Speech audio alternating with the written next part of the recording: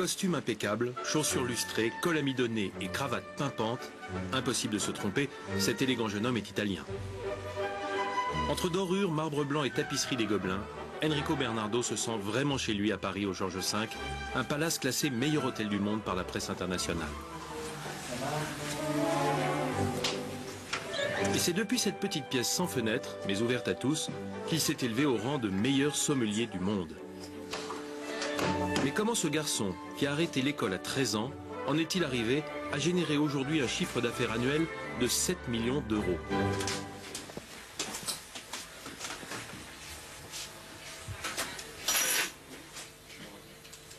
Hier, il était en Chine. Ce matin, Enrico reprend les affaires courantes. Tu vas bien? Il active son réseau pour dénicher la pièce rare. Écoute, est-ce que tu es arrivé de me trouver le reste de salon à Magnum en 85? Il faut faire vite, c'est une commande spéciale. Les clients viennent déguster à 11 h. D'ici 10 minutes. Eh bien le voilà, le champion.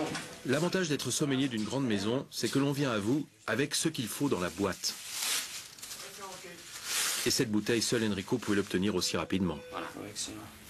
Je le fais ce matin, là, l'apéritif. Oui. Merci de me dépanner parce que c'est des clients que... Il arrive tout droit, je suis allé chercher ça.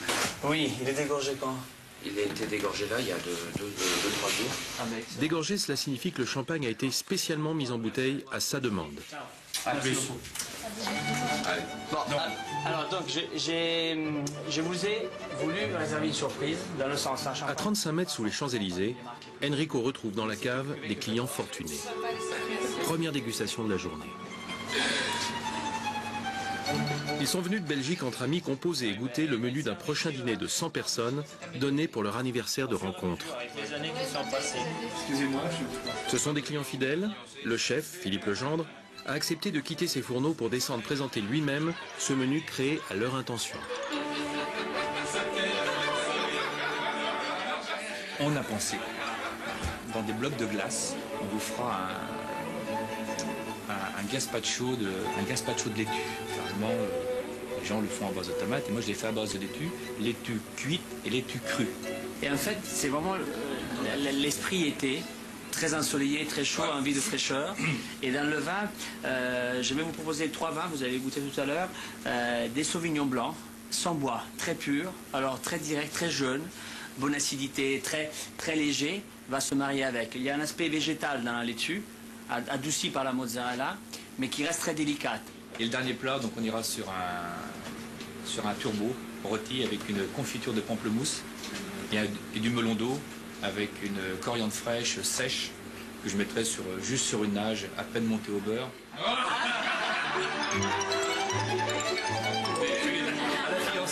Les clients sont enchantés, l'affaire est réglée. Enrico va maintenant remonter les vins pour le déjeuner. Il doit s'y retrouver parmi les 60 000 bouteilles qui l'entourent. Il connaît en permanence et quasi intuitivement l'état du stock. C'est primordial quand on sert 25 000 bouteilles par an. On a 2 millions d'euros en stock, c'est une valeur qui est extraordinaire. On est très fiers de l'avoir parce qu'on a constitué ça depuis seulement 6 ans. On est sûrement à chaque bouteille attachée, c'est une histoire. Toutes les bouteilles comme cela ont été achetées par nos soins. On n'a pas hérité un vieux stock. Déjà, on a tout le temps une histoire à raconter aux clients.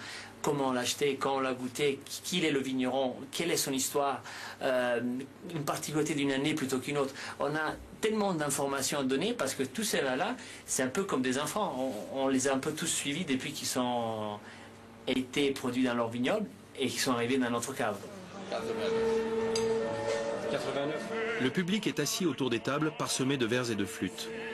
Le restaurant est complet et le ballet du personnel de salle constitue la première partie de ce spectacle bien orchestré. C'est le moment que choisit Enrico pour entrer en scène. Il sait que les clients sont là pour goûter la cuisine d'un 3 étoiles Michelin, autant que pour voir et entendre ce nouveau carousel du vin dans son répertoire favori. Pour la salade d'araignée morille et le carpaccio de langoustine, c'est à Rueda. On est sur verdège sauvignon blanc comme type de cépage, très aromatique. On retrouve vraiment les fruits verts, kiwi, pommes vertes, légèrement agrumes. Le mariage se fait surtout sous la fraîcheur à la fois de la salade d'araignée et sous la sapidité du caviar. Plus vous avez du sucre dans le raisin. Voici le grand air du deuxième acte. Enrico virevolte et connaît parfaitement ses gammes. Les clients sont sous le charme. Vous ne ressemblez pas du tout, monsieur. Pourtant, pas de prétention dans ses mots. Enrico a l'œil toujours aux aguets et aucun client n'échappe à ses attentions. Merci beaucoup et à très bientôt alors. Merci beaucoup. Au revoir.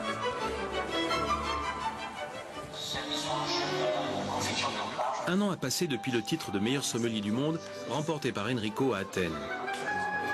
Dans un bar à vin, il retrouve tous ses supporters venus fêter l'anniversaire. Autour de la table, ses 5 prédécesseurs français l'attendent en visionnant ses épreuves.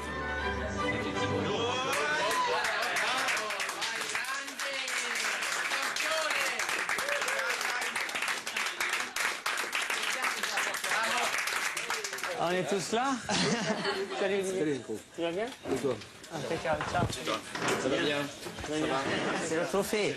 Je viens de l'avoir. C'est aujourd'hui que je le vois, le premier jour.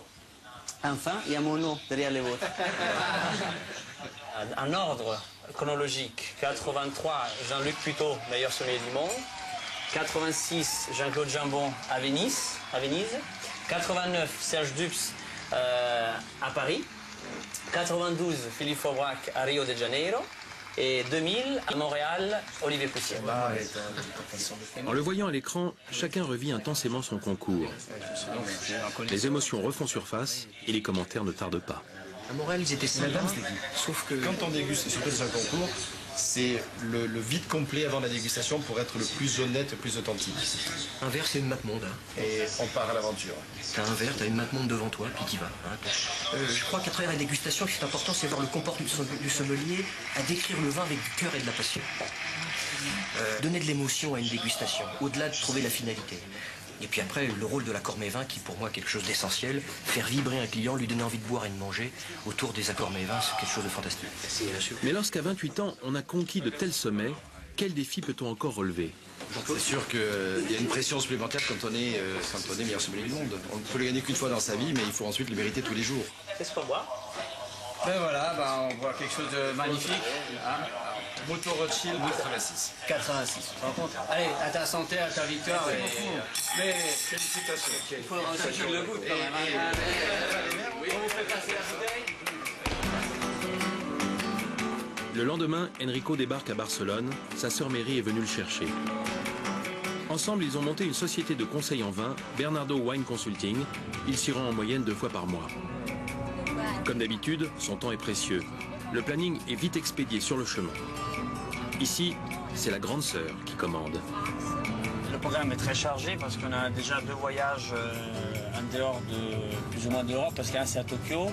On est rentré de Shanghai la semaine dernière, on part à Moscou le mois d'octobre également.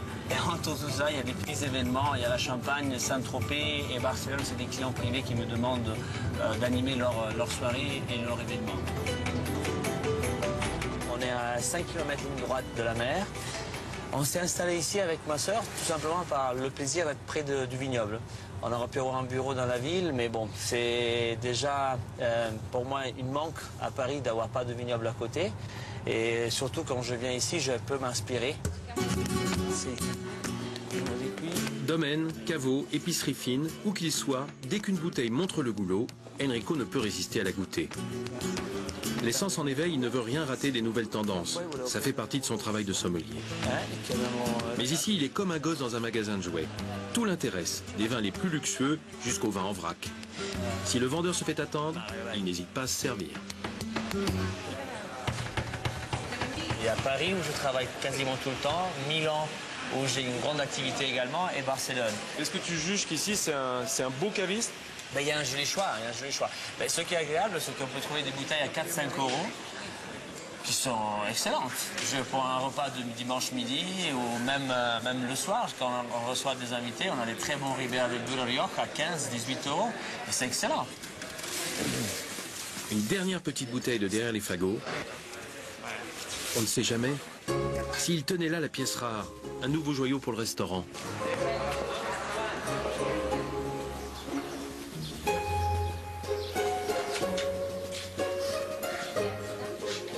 La réunion se poursuit dans la villa de sa sœur, siège de la société, en pleine nature. Il faut dire que le travail ne manque pas, car depuis son titre, les demandes affluent du monde entier. Enrico est un idéaliste. Il rêve d'un monde dans lequel il partagerait son amour du vin avec tous. Un monde rempli d'œnophiles convaincus. Notre société, c'est notre cœur, c'est vraiment très familial. Et on développe tout l'aspect attirer le consommateur vers le vin, lui donnant les bonnes informations avec des mots simples et surtout qu'il soit curieux de connaître. Un petit peu mon approche. Comment j'ai commencé? Par curiosité. Moi, j'ai commencé il y a 10 ans quand Enrico s'est lancé dans cette aventure du vin. En même temps que lui, pratiquement. Un peu comme toute la famille. Le business est le business et le carnet de commandes est rempli de clients qui le réclament à plus de 5 000 € la soirée. Mais son premier travail, c'est l'hôtel.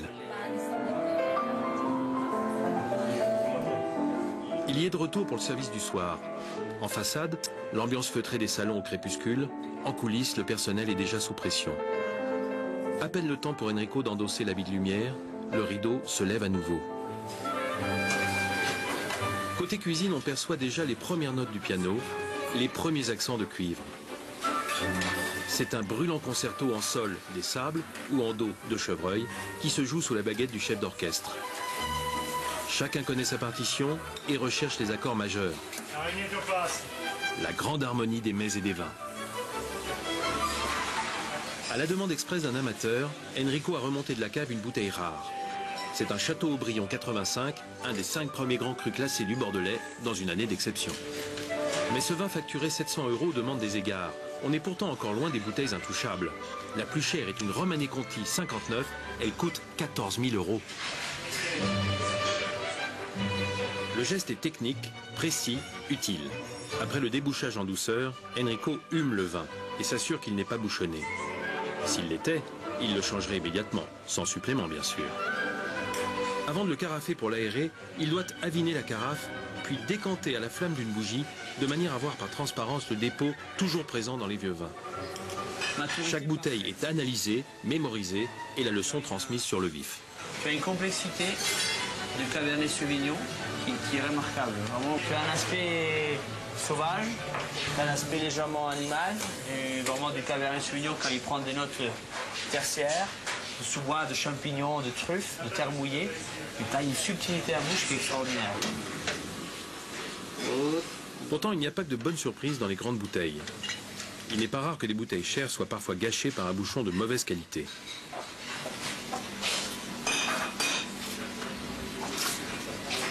Elle est bouchonnée. Ouais. On court la remplacer, illico, presto. 18, qu'est-ce que j'ai mis à 18? J'ai mis... oui, alors c'est un vol Romanée 2002, directement. Et là, 17, faites attention parce que je pense que c'est des journalistes. Alors, Rueda,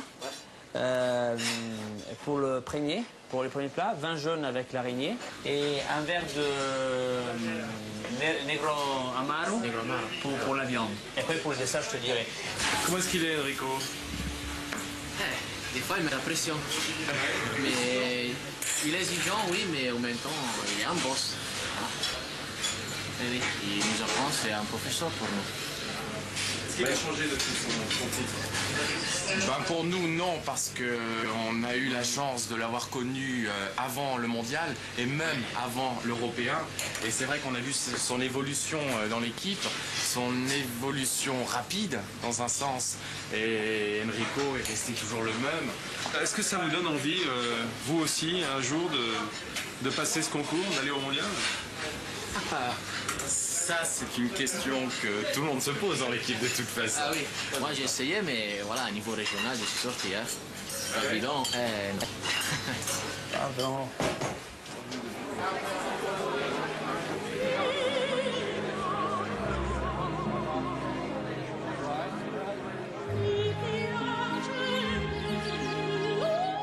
Le lendemain, Enrico a de nouveau délaissé Paris. Nous le retrouvons en Italie, arpentant les 12 collines piémontaises de Barolo et Barbaresco, les plus prestigieuses appellations de vin italien, recherchées par les amateurs du monde entier. On les compare à nos plus grands Bourgognes. Il est venu rendre visite à son ami Ferruccio Grimaldi, un jeune prince du Barolo. Ici, au pied de la vigne, c'est Enrico l'élève et Ferruccio le maître. Car la viticulture, c'est un autre métier. Sous les pampres de la tonnelle, aux côtés des parents Grimaldi, l'attend Giuseppe Vaccarini, un homme qui compte beaucoup pour lui. Ciao Ferruccio. Piacere. Vieni così? Enrico, qui est Giuseppe? Ah ben Giuseppe, c'est mon maître. C'est mon maître, mon professeur, mon gourou, si on peut dire ça comme ça. À l'école, c'était un peu le mythe, hein, c'est le meilleur sommelier du monde. Ah, lui aussi, le meilleur sommelier du monde? Oui, en 78, à Lisbonne. Oui. Et 2 ans après que j'étais né, c'est marrant ça. Pour moi, le plus gros test, ça a été toujours de passer devant chez lui, dans sa maison, pour déguster à l'aveugle. C'était même pas les concours qui m'ont impressionné le plus, c'était chez lui. Je sortais à chaque fois, mais démoralisé. Ah oui, je me rappelle une chose que... Et là, il y a un rapport avec Barolo, avec la ville le vin de Barolo. Parce qu'une fois, je l'ai fait déguster à l'aveugle un Barolo, donc il ne savait pas ce que c'était. Donc il a fait cette dégustation, il a dit tout autre chose, complètement. Alors j'ai dit non, mais est-ce que tu connais le Barolo? Il m'a dit, mais je ne sais pas, peut-être oui, peut-être non. Écoute, maintenant je te fais goûter les Barolo. Et là, un terminal me dit, là tu m'as détruit aujourd'hui, il faut que j'apprenne les Barolo maintenant. Donc c'est à partir de là qu'il est venu ici, il a commencé à connaître les Barolo. J'ai vu qu'il était très bien, un jour je lui ai offert de venir avec moi voir le concours de meilleur sommelier du monde au Japon. Et donc, c'était de là qu'il a eu, disons, le clic, la stimulation pour dire, je veux devenir sommelier moi aussi. Ce jour-là, j'ai décidé, je lui ai dit à Giuseppe, je lui ai dit, je veux être meilleur sommelier du monde un jour. Et là, il m'a offert un bouquin. Commence à étudier celui-ci. Ci sono eccessi di temperatura. Mi piacciono più equilibrati, più fini. C'è struttura, ma c'è più un'eleganza, una finezza incredibile. La tournée des vignerons se poursuit. À 20 km de là, dans l'appellation Barbaresco, Enrico visite la cave de son ami Giorgio Pellicero, lui aussi un jeune loup talentueux du vignoble piémontais. Giorgio lui fait goûter sur fût son dernier vin en cours d'élevage. On est surtout ici parce que la qualité des vins est exceptionnelle et surtout parce que c'est quelqu'un qui me transmet sa passion, ses connaissances et j'ai besoin de ça. Pour moi, c'est une essence. Si je suis une éponge. Quand je vais chez les viticulteurs, j'absorbe tout ce qu'ils disent parce que c'est ce que je vais raconter après aux clients. Ça ne sert à rien à être le meilleur sommelier du monde, déguster les vins très très bien, mais si on n'a pas des histoires à raconter aux clients. Et des histoires, il en connaît, Giorgio. De ces légendes qui naissent au fond de la bouteille et s'envolent dans l'air du soir. C'est dimanche. Dans sa petite cuisine de Limbiate, banlieue ouvrière de Milan, Donata, la maman d'Enrico, prépare la pasta pour le déjeuner de famille. Ça a toujours été comme ça chez les Bernardo, originaires de Basilicate, au sud de la Botte. Et c'est pas prêt de changer. Enrico et son père reviennent du marché. Allez maman, on se dépêche. Il y a Anto qui nous attend. Oui, 2 petites minutes, j'ai terminé. Comme le temps presse, Enrico met lui aussi la main à la pâte. Il reprend l'avion cet après-midi pour Bordeaux. Les murs du salon sont recouverts par les prix, les diplômes, les récompenses et les photos du petit dernier de cette famille de 7 enfants. J'ai commencé comme ça, quand j'avais 7-8 ans. Avec ma mère, elle faisait à manger, moi je la regardais. Dov'è il coltello, mamma? Et voilà. La première fois que je suis allé dans la cuisine, après le premier jour d'école hôtelière, il y a une image qui se rappelle toujours. Je suis arrivé, qui nous avait appris qu'il fallait allumer les feux en rentrant en cuisine. Je suis arrivé, j'ai allumé les 4 feux. Et ma mère dit, c'est fou, il y a le gaz qui se consomme. Mais par contre, c'est vrai que quand j'étais très, très petit, très jeune, j'étais toujours ici, dans cet espace avec elle. Et ça, c'est typique de sa région natale. Maman, dis maman, donne un peu la recette de la pâte, allez. Farine de blé dur, on creuse un puits, on met 2 ou 3 œufs selon la quantité de farine, on pétrit et c'est tout. Pas de sel, rien. Toute la famille se retrouve dans le jardin d'Antonietta, la sœur aînée d'Enrico. Même Mary est venue de Barcelone.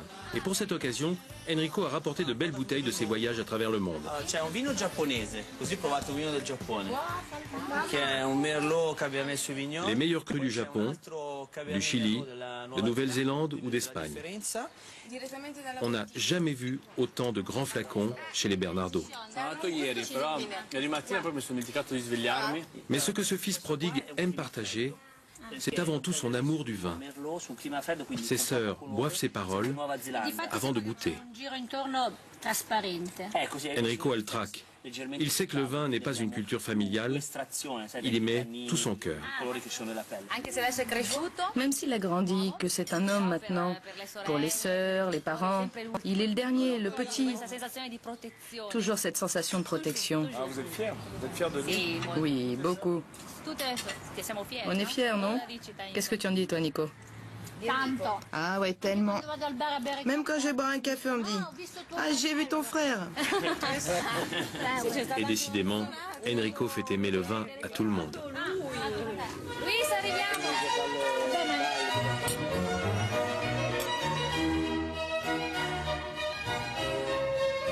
Le soir, dans un jardin un peu plus grand que celui de sa sœur, le parc du château d'Yquem, le plus grand vin liquoreux du monde, c'est une fête grandiose qui se prépare.